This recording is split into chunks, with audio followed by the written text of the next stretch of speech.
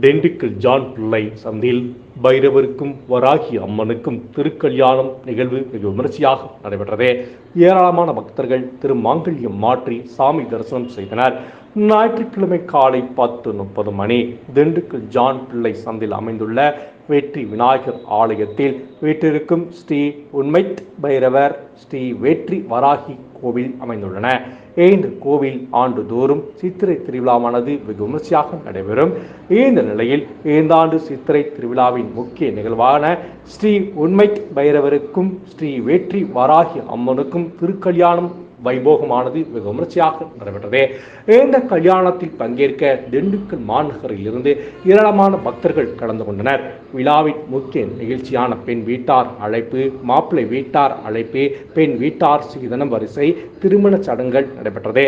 அதனைத் தொடர்ந்து பூ பந்துகளை பெண்கள் பக்தர்களிடம் தூக்கி எறிந்தும் அவற்றை திரும்பி பெண் பக்தர்கள் திரும்பி அனுப்பியும் மேடையில் அர்ச்சகர்கள் ஒருவருக்கொருவர் தேங்காய் உருட்டியும் திருமண நலுங்குகள் முடிந்தவுடன் அர்ச்சகர்கள் மேடையில் மாலைகளை கையில் ஏந்தி நடனமாடி பூமாலைகள் மாற்றியுடன் வெற்றி வராகி அம்மனுக்கும் உண்மைத் பைரவருக்கும் திருக்கல்யாண வைபோகமானது வெகு விமர்சையாக பக்தர்கள் முன் நடைபெற்றது.